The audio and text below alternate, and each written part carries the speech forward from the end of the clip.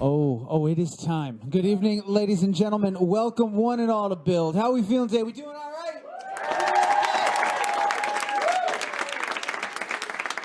How many Evil Regals I got in the house? You guys here? Just show up. Evil Regals represented? Yes. Yes. All right, bonus question. How many of you are hardcore? Who was here a couple of months? Well, hang on, I know that. All right. Who, by chance, was here a couple of months ago when Lana came through? Welcome back. That's very nice. Very nice. Perfect. That's a lot of information for right now, but I appreciate that. Thank you. Welcome. Guys, obviously, we're going to have a great time. This is awesome. How could we not have a great time? Our guest to close out the day, very, very honest, there's a lot of fans here. There's just a ton. You can't tell from over there, but it's like 20, 30,000 people in this room right now. And... Thank you, guys. And so it's hard. So we'll keep an eye out. If you have a great question, of course we'll ask it. Try your best. Fingers crossed. I'm rooting for you. And if you don't have Twitter, you can play along as well. All right? We're not judging you. There's a button. It says submit a question. Anybody can press that. You're anybody. So go ahead. Press the button. Think of a great question. Send it on over. And same rules apply. If it's a really good question, we'll read it live. And if it's not, we just won't. Okay? So it's very low stakes, very high reward right now, okay? So go ahead, get to work. We have a clip.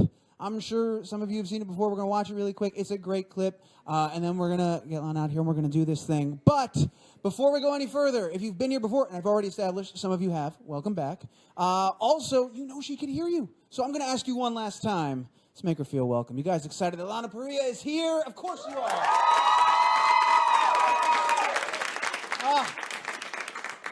Beating heart, be still. That was perfect. Thank you for that.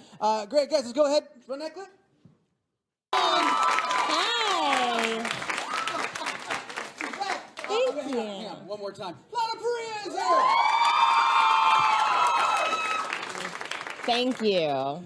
Thank you for carving out some time to come hang out with us. Welcome back to Build. It's so nice to have you here. Likewise. Happy to be here. Thank you. Very excited to have you here. We've got a ton of stuff to talk about. We're going to talk about the show. I want to find out how you're doing. But I wanted to start things off, and I kind of want to end things with a serious note, something you've been working very hard on, and I just want to make sure everyone tuning in right now and at the end catches this. I just wanted to highlight HispanicFederation.org/donate. Oh, yeah. Yes, just really quick, I want to put that out there because I think every day there's tons of stuff going on. It can be very easy to lose track of something or forget about something, and this is monumental. This is important. We have to think about our fellow Americans. You've been working so hard and doing so many amazing things to raise awareness for this. So I just wanted to, one, thank you for that, and two, encourage people if they haven't already. Yes, please. Puerto Rico needs help. Yes. It's a mistake to think otherwise. They are Americans. We are Americans. I am a Puerto Rican. Yes. And it's just devastating what's happening over there. So any help is appreciated and needed. Please donate, even if it's $5 or even your time. Yeah. Anything you can do to help, we welcome it and appreciate it. Thank you. And if there was ever a group of people or passionate people that could help enact some change, I think it's the Evil Regals. I think you've got, you guys are incredible. We're going to talk about you in a second as well. Incredible. So I see them all here in the audience. Isn't that lovely? Isn't that amazing? I'm blessed. So tell me, how all other stuff aside, how are you doing? How is Lana doing? How are you holding up? Lana's great. Last time I checked in with her, she seems to be doing all right. Very good. Busy, of course. Busy, working on season 7. It's been so you guys aren't amazing. Done yet. We're only in episode 9. Still going. Ooh. So we have a long way to go. Yeah, awesome audible gasps in the crowd. I know, everyone's like, 9? Wait, it hasn't even aired yet. Yeah. Yeah. You doing anything fun for Comic-Con tomorrow? Showing up. Pretty fun. Yeah. Yeah. Yes, I do have a big day tomorrow, but I'll be there, and I think we're all watching the episode together. Who's going to be there with me tomorrow? Who said whoa? Yeah. It's amazing. Nice. Perfect. That's really exciting. Yeah, we're really excited. This is my first New York Comic-Con. So really? Yes. Oh, it is. It is a thing. Excited. Yeah, it is like a real scene. It's nice to be in my home city. Yeah. Doing a Comic-Con. Oh, it's going to be a blast. Yeah. Obviously. That's like the ideal scenario under which to watch that show, too, right? Like you all got to watch it together. It's a big room. Oh, it's awesome. Friends and family. It's awesome. And then you have like Regina's in the audience and Evil Queens and Emma's. Future Regina's.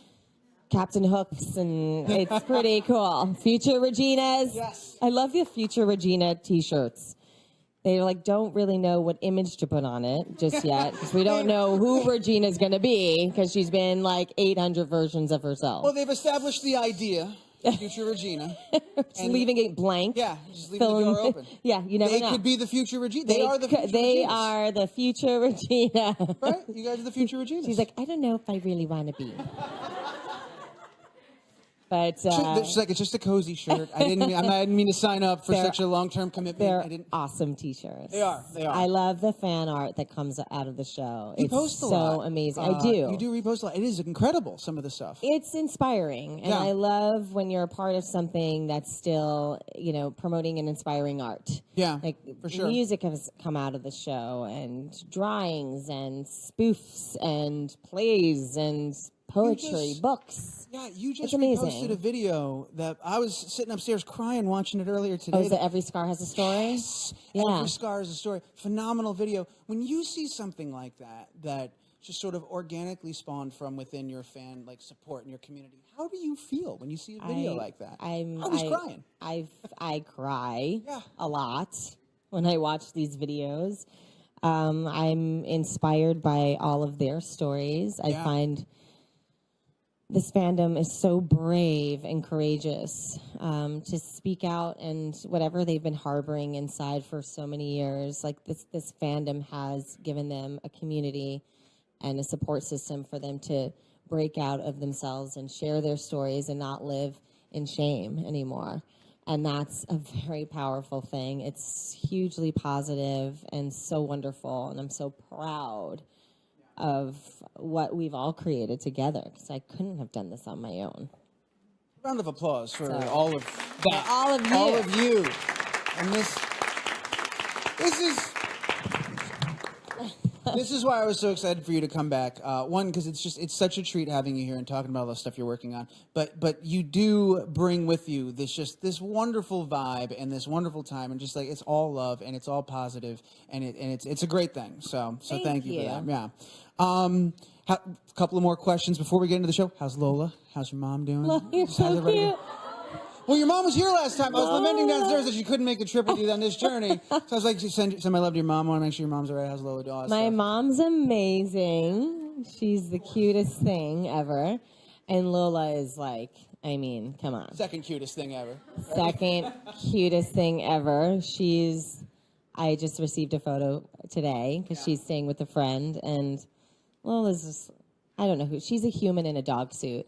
The best. I mean, she is. She understands sign language. I mean, she understands everything. She understands different languages. I don't know who she is. What? I swear, I'm always impressed by her. Do you know what breed Lola is? I always say she's 50% awesome and 50% perfect. Gotta be it. But That sounds right. I was looking at the pictures. That sounds right. Based on the photographic evidence. I think, we don't know. Lola's Puerto Rican. I'm serious. I met her. She was born in Puerto Rico. She's actually more Puerto Rican than I am. She's 100%.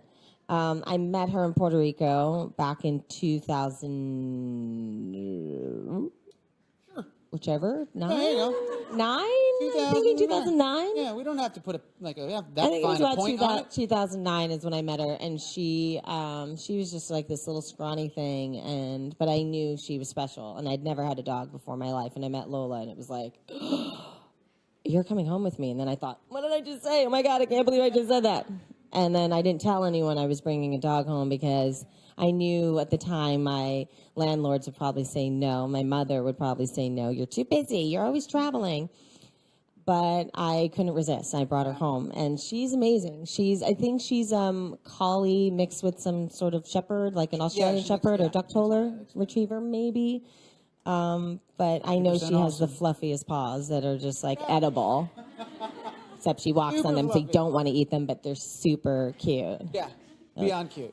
Yeah. Excessively Sorry. cute. It's like an hour of Lola. Yeah, no, we're I gonna. can hope talk you guys about know her that. forever. I know we so put, we should put this up probably here. talk about Once Upon well, a Lola. I mean, first of Once all- Upon a Time. First of all, we're definitely gonna get to that, but I love to start with that stuff because I feel like you probably talk about Once Upon a Time everywhere all the time. Nice to answer so it's just personal nice questions. to Thank get you to talk about for what's going taking on. interest. Of course, always. Now that said, This show's amazing. I got a I chance. think so. I got a chance to see the episode that's airing Did tomorrow. you love it? Love is not even the. Did you love the end when? Yeah. Oh, So let's I'm do a sorry. detailed breakdown. So We'll at the start end, with the like- final scene, and then we'll back up. No, it's fantastic, and I was really excited, very, very excited to see, because I know new beginnings, new characters, new things. Yes. Right. So many new things. Take me back to the last time you were here. It was just before the musical episode had come out. We didn't know who was leaving, who wasn't leaving, anything like that. Wait, it was before the. It was like musical? right before, because we showed a clip of your music. It was like right before. Oh, that's right. It's like a day or two before it. Yeah. Yes. So there was a lot of stuff we didn't know yet. Yes. Right. So then it comes out who's leaving the show, who's not coming, all this sort of stuff. Yes. And very emotional, I'm sure, on your side. You know, your course. family that you've been with for 7 years. And I know. Everybody's got reasons and places they're going, and they're doing all these different You have things. to respect and understand that. I want to know, when you were finding that out, was there were you immediately sure, well, I want to come back, I need to know what we're doing, I want to come back, or were you on the fence? Where were you when you were finding out how the show was evolving? How did you feel about it at first? Because I know now we love it. Yeah, I really stayed open. I think that, everything happens for a reason.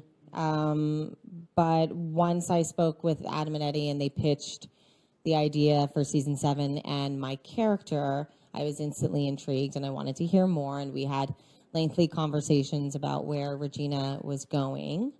And I know there's a lot of people that want to see Regina in love with someone. Maybe it's a dog.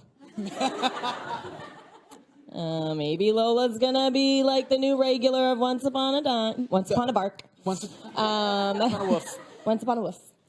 I don't know. Can I say right who- now, I've already set my TiVo for Once Upon a Woof. I the am not spin-off. missing a single episode.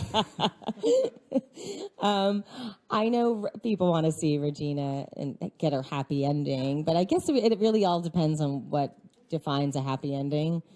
Okay, what is your definition of happy ending, right? What makes a happy ending? I mean, inner peace and love for self, and I really believe that. I don't necessarily believe that happiness comes from another person. I think it does come from within, but other people definitely add to it. And so if Regina found someone she can spend the rest of her days with, that would make me really happy for her. You'll I be think pretty she's happy, kind too. of lonely. And I think Ronnie's pretty lonely, too. Yeah. She's been doing a lot of shots behind the bar. So that says a lot. Let me ask you something. It must have been exciting, because have you ever had an opportunity as an actor to do something like this before, where you have a character, you're not starting over, you literally are kind of evolving this character. There's all these new facets that you didn't know were going to be there all of a sudden. It's like you're just peeling away at the onion. Okay, what else is there? Yeah, there's a lot there. I mean, I think about where I am now and where I was 7 years ago. I'm in a very different place than I was 7 years ago. So why wouldn't my character be? She's evolved so much, from ripping hearts out to crushing them to now saving lives, and to now pouring drinks. But although I feel like she did that throughout. It was just behind closed doors. You didn't see that? That was off camera? That was happening. Oh no, Graham. Why did I do that?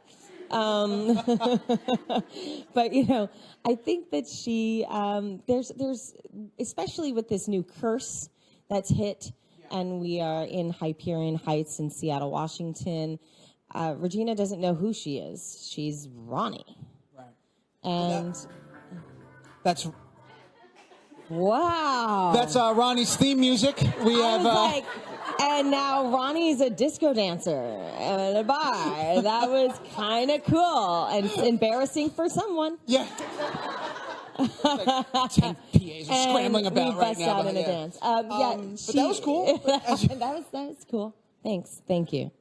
Ronnie is a really interesting character, and we're still finding her. She,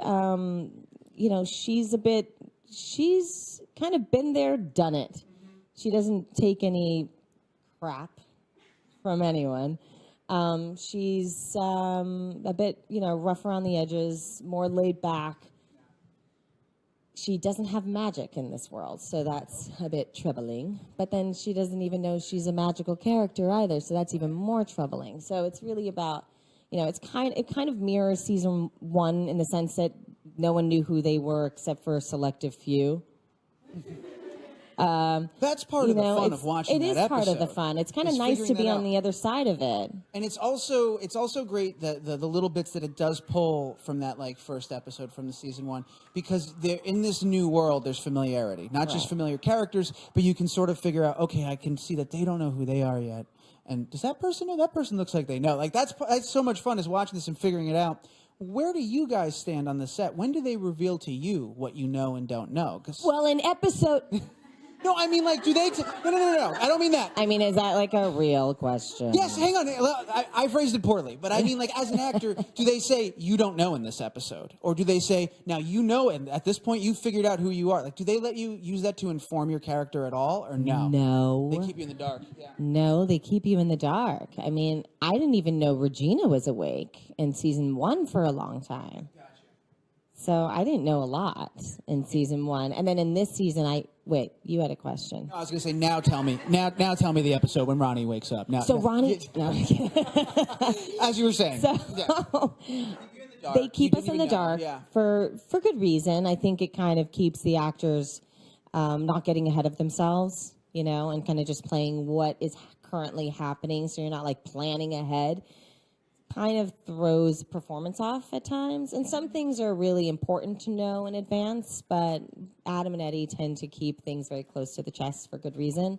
And I like that. I like that that's their way, and I don't ask too many questions. But I do at times wonder who's awake and who's not awake. And so you can play with performance in that regard. You can do a take where maybe I am awake. And maybe not. So you can kind of play with the performance when you get the script and find those lines where you can, like, maybe sound like Regina or, kind of just little bits here and there, and then see where it ends up. Do you ever, when it gets to the end point and now you know everything's out there, you've seen it, do you look back at something and go, oh, I wish I knew I could have done this? Or of course. Yeah. Like, yes. Often. The fact that we learned that Regina can't have children so late, like it was season 5, I think, it was in the 100th episode. Hang on, how awesome is that? Have you ever? Oh, I look to my Evil Regals all the time. I'm like, was it episode? And they're like 17. You're like, got it. And it was nope, it was episode 20. And I'm like, okay, they are on it. Yeah. I would never question their understanding of the show and their knowledge of the show. Yeah. Is there, and again, without revealing detail, because I know you can't, but can you say, is there a moment or something in particular that you're extra excited for? Like, oh, guys. Like when I dance on the bar? Yeah. I'm kidding. Or am I? Or are you? No. That hasn't happened yet. Although I probably just gave Adam and Eddie a great idea. All right, I'll dance on. But it's only episode 9. It could happen. We don't know yet. That's true. We have some. What is that? Yeah. We have some old characters coming back. And I'm really excited about one in particular, who's this gorgeous redhead. There you go. Who could I be talking about? Big. Yes. So Rebecca Mader's coming back, and we're very, very excited. Have you already filmed that, yes or no? I don't know. You're so good. I think I'm under a sleeping curse. Fair enough. Well, as I promised, we've set aside a bunch of extra time for your amazing fans to ask some questions. That's great. As we love to do. So at this point, we're going to turn it over. We have a microphone in the room. Our first one's right Hi. here. How are you? Hi, good. How are you? Good. You have a Ronnie thing going right now. A little bit. With like the hoops and the rock T-shirt and the ripped jeans. My spirit animal. I dig it. Thank you. I was wondering, has being a part of the show for so long given you like a new appreciation for like Disney or fairy tales? Absolutely. In fact, it started early on. I've always loved Disney, but I wasn't like a Ginny Goodwin Disney fanatic. Which, by the way, no one's cuter at Disney, like ever. She's the cutest thing ever. next to my mom and Lola. Yeah, we're compiling a Next, list. I know there's like to be in the cute, show notes. cuter, cutest. Cutest things ever. I remember early on in some of the interviews, they would ask what princess did you want to be growing up? I was like, I never wanted to be a princess. I wanted to be a mermaid, but didn't want to be the Little Mermaid. I just wanted to be a real mermaid. But as I've been on the show and as working so closely with Disney and going to the parks more than I ever have in my life, and going with loved ones, and it's become such an incredible, magical place for my family and my friends, and for me. I just love it. I love it, and yes, I'm a huge Disney fan now. Huge. I have my own set of ears. Really? Yeah, I do, but they're evil queen ears. I was gonna say. And do you have a name on the back of the ears? No. Oh. I didn't go that far. I'm getting there. Okay, it's okay. But I do Can't have do it all a at once. T-shirt. I have a Mickey T-shirt. I have a Mickey sweatshirt. Yeah, nice. Very yeah. nice. I have. Yeah, I've kind of gone. I've gone Disney. It's not a bad thing at all. That's great. Yeah, Yeah. Disney-itis. Disney, you got the Disney-itis.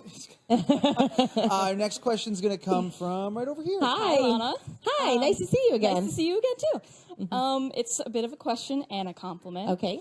We know all the work you've done with every character, any character you've played, and how masterful you've brought them Thank you. to life. And as an aspiring writer, it's everything I would want from a performer, bringing my world and my people to life. So I was wondering, if you ever had the chance to create a world as a writer, what kind of story would you want to tell? That's a really good question. It is. I actually wrote a short a long time ago, and it was kind of based on my life here, growing up in Brooklyn, not here on the stage, but like here in New York, and kind of, it was a little bit of my life, and then it was like fabricated, and but it was really about following your dreams, and I think that sometimes you don't see those stories enough. And so I wrote this short a long, long time ago, and I guess my intention in it was really to inspire, which is something I really love to do. I'm generous in that way. It makes me really happy to be a part of something that is changing lives or inspiring artistry, be it writing or painting, or someone can find it therapeutic. That's something that's always resonated with me. I remember I went to Sri Lanka. I was there after the tsunami, and I started this art program. I was there for about 7 weeks, and I worked with like 800 children, and I was teaching them how to kind of express what was going on inside of them, but through art. So it was through painting, through drawings, through just so they can like find ways to get it out, especially for kids, because it's hard. So I would want to create something that would end up giving back somehow. That really resonates with me. Yeah. You're welcome. Do you think you'll ever carve out time down the road to create that thing? Is that part of your plan at some point? To write something? To write something and make that thing, that world that's going to give back? Yes, absolutely. I feel like we've been able to do that with one. I was going to say, arguably, you're doing a lot of that already. Thank you. Yeah. For sure. I've always been like a volunteer, and my dad and my mother, both sides of my families, are so generous with people. There was always like strangers eating at the dinner table. We were like, and who's this person? And my father would bring the other homeless person home. Who's in the shower? It's like, okay. So I kind of grew up always learning how to give back. Thanksgiving dinners, we were at the, veterans home, handing out turkey and mashed potatoes on Thanksgiving. Like, it's just something my family's always done. So it kind of makes sense that I would find a way to do both in my life, to still be the actor that I've always wanted to be, but find ways to give back. And I think that's what's so incredible about being a celebrity, is that you have this incredible platform and people are listening and they're watching, and we have a huge impact than most out there. And so I want to be wise about how I use it. Very little debate that you're doing exactly that. Our next question is going to come from right here, I believe. Hi. So you've mentioned in the past about how Regina has taught you a lot about yourself, how playing Regina's taught a lot about you about yourself. I was wondering if yet Ronnie has taught you anything about yourself. If so, in what episode? Totally kidding. An episode? Yes, Ronnie is actually paving a future path for me, I find, which I'm excited about, the future Regina. I'm playing with Ronnie's sort of temperament. You know, the Evil Queen was so just like reactive and impulsive and compulsive and obsessive. And Ronnie, I'm kind of taking a more mature approach with, where she's more contemplative, kind of sits back, doesn't react too quickly, and just kind of thinks things through before she responds. And I think that's really critical for a lot of people, and some people don't do. And I, you know, at times in my life growing up, I was very reactive. I'm Puerto Rican and Sicilian from Brooklyn. Like, It's what? going to happen. Everything's loud, yelling. I'm not yelling. It's like, you're yelling at me. No, I'm not. It's just how we talk in New York. Everyone's loud. So I feel like with Ronnie, it's more like, no, it's all good. Here, take a shot. Chill out. Let's just think about this. And I like that. I think that's going to be very beneficial. Have you ever over calibrated on set? Like, have you gone like being cognizant of your loudness and your heritage? Have you In Canada? Yeah, like Lana, you can speak up a little bit. Like you can dial it up just a little. Like you don't have to dial it back that much. Or like I find being from New York, and especially in Vancouver, West Side versus East Side. West Side is more like low key, laid back. So you take a New Yorker out of, you know, a Puerto Rican Sicilian into Vancouver, Canada. I feel like blend. yeah. A bit louder than most people there. A little direct, maybe sometimes too direct. But that's okay. Wouldn't change it. We've got a few more left. Our next one's going to be from right over here. Hi. Hi, Lana. I'm Cardelan. I was wondering, how did you... Where are you from? Turkey. Thank you for coming all this way. Thank you. Sorry. I was wondering, how did you prepare for Ronnie different than Regina and Evil Queen? You have playlists for Regina, and did you learn anything like bartending skills? Well, you know, I actually worked. Sorry, my eyelashes. I actually worked at a bar for a few years when I was in my 20s. I think I may have started there before I was old enough to work there. Totally the first person in history to ever do that. I won't say how old I was, but I started working at a bar quite young. I was a bar back for a short period of time, and then I became a cocktail server. So I feel... I find that I end up talking to the props department in the set deck often. I'm like, you know, I need this. I need more ice here. I need one of those fountain pumps, you know, those things. And they actually installed one for me. I was like, I need one of these. They totally did. I was like, this isn't working. What's the point of having it if it doesn't work? So they set it up and now it works. So it's great. So I do have some input. I wanted to change the straws. I feel like, no, we need black straws, not red straws. You know, they got some, there's some ideas. I wanted some baseball memorabilia up on the wall, but that's really hard to get cleared. But we found some stuff that we were able to do. So I did come with some ideas. As far as Ronnie goes, yes, I did have some input on how she looks, what she, you know, how her style is, what I wanted her to wear. Eddie had a lot of input on that as well. Her hairstyle, which is very different. It's more curly. Thank you so much. I wanted her to be more approachable. And so that was part of it too. And there's been a lot of prep. I think Cher has inspired me early on in her career when she did the movie I can't remember right now with Eric Stoltz. I was thinking Moonstruck. It's not Yeah, well, there's that too, but the one with Eric Stoltz with... Yeah. Yeah, that happened earlier today, and I couldn't remember. Does anyone know? It's going to be a deep pull. Oh, gosh. No one's going to know. No. Anyhow, so there was a bit of that. I found some inspiration there, and just, and kind of just like, the Evil Queen and Regina are really complex. I would say that those characters are a little bit harder than Ronnie to play. Ronnie, I'm kind of just like letting it come to me little by little, and it's great. It's so much fun. Thank you. Thank you for that question. I think we're going to try to squeeze in 2 more, but before we do that, a couple of things real quick. One, you all have phones. Somebody please find the name of that movie. It's going to kill me. Oh my you got God, it? you're Perfect. just like I am. Perfect. It's going to drive me nuts. It's they'll been get that. driving me nuts since Sirius XM. What is it? Mask. There it is. Oh, thank you. There's like a release. Well, Okay, because we're having a moment, you and I. I'm like, it's a great film, and she's amazing in it. And if you watch it, she's like a motorcycle chick, and I wanted Ronnie to have that sort of edge. It's a cool vibe. Yeah. And my follow-up was when you were talking about how you had them converted into a functioning bar.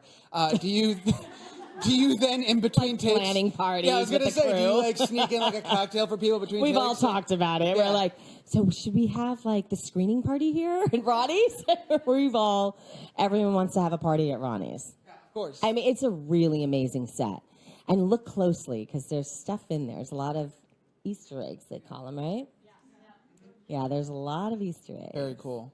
Fun. All right, next question is going to be, I believe, right here. Hi. Hello. Hello. First, I just want to say that me and my friends, the Evil Duckling Squad, we all send love all around the globe to you. Thank you. My question is, what does it mean to you to be a beacon of hope to so many people? Thank you. I feel incredibly honored, honestly. I feel like, it's inspiring for me because it makes me want to keep being the best version of myself that I could be. I want to learn more. I want to grow more. I want to keep giving and sharing as much as I possibly can. And I honestly wouldn't be in this position without all of you. Your big hearts have touched me, and I care so deeply. I wish I had like 85 hours in a day so I can give more. But I love it, and thank you. It's a huge, huge honor. Thank you for that. All right, guys, squeeze in as much as we can. We're going to do one more question, and it is right there. Perfect. Hi.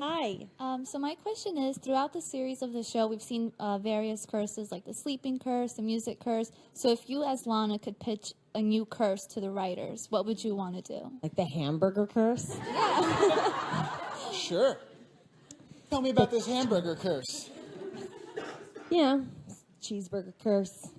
You got a lot of burger curse ideas. I mean, any version of a burger curse is a good curse. Ideas are burger-centric. Yes. It's the only meal I've had today. A burger curse could be fun. I don't know what that would look like giant cheeseburgers. It was like Attack of the Giant Cheeseburger kind of curse. What if all the food still looked like the regular food, but it all tasted like cheeseburgers? Because remember, it's a curse. It can't be like a pleasant thing. I love that. That's yours. I'm going to put that out there. If that ends up in episode 10, I'm not going to be honored. Wait, if popsicles taste like hamburgers? Cheeseburgers. Everything. Cheeseburgers. Popcorn. Everything? Cheeseburgers. Everything. Name a food. Any food. Cheeseburgers. Cheeseburger. See? That's how it works. I mean, I'm down. Yes, I want to be cursed right now. Let's do it. Let's make it happen. That's a really good one. What would yours be? Hamburger addict too, so I would really be in favor for that. You're like, can I be sitting next to you when we're cursed? Yeah, I know. you. Burgers are like my favorite thing. I think everyone on the planet knows that now because it's all I talk about. Burgers and Lola. I'm gonna call up Elon Musk and tell him to stop this whole renewable energy thing. I need a hamburger curse. I need that technology now. Now is what I need. Stop. Well, Yeah, look, this has been awesome. Yeah, thank you so much. Is everyone excited about season 7? Guys, new night. It's on Fridays now. All right, 8/7 Central, ABC. Tomorrow, this is it. It's happening. It's here. We waited forever. It's here. Fridays, guys. One more time. Here. Lana Parrilla.